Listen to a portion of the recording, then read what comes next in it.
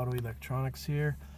Today we're going to be talking about Infiniti G35, G37, 2006, and prior years.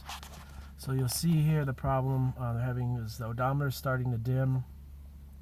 There's other issues with this cluster, such as needle movement issues, backlighting issues going dim here, dim in here, fuel gauge issues.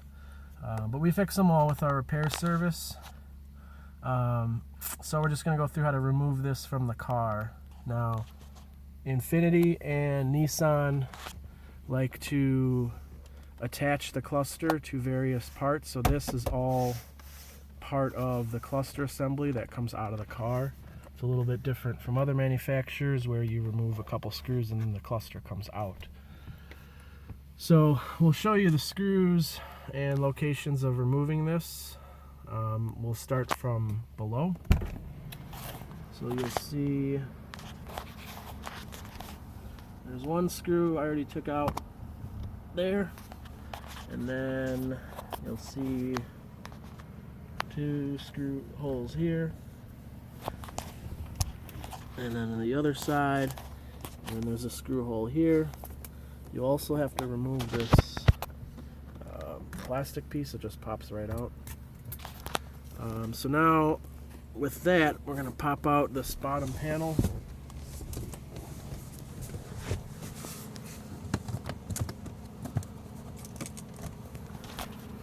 That'll give us access to more of the screws.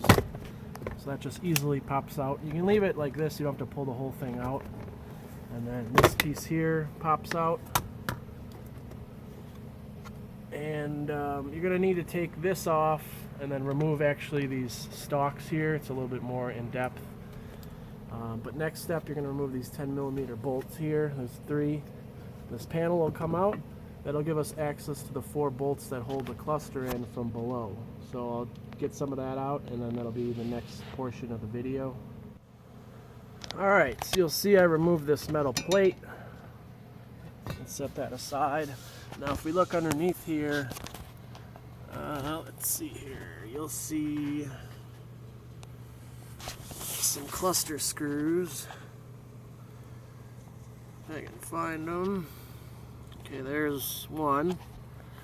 So that's closest to, if you want to locate yourself here, that's that front one.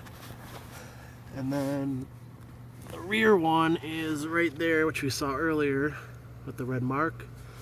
And same on the left side, if you're looking forward, you have that bronze colored one there, and then the other one right there. So you'll need an extension to get up there.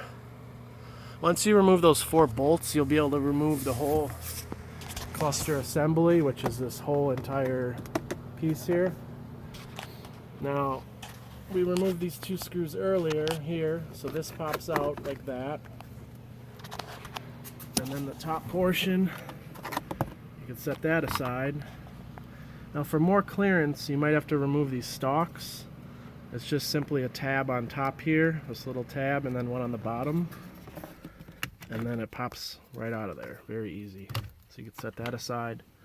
You may or may not have to remove these. I'm just going to do it for the video's sake, just so we have a little bit extra clearance to get stuff out of there. This one's attached by a wire, so you can just it just has to stay there.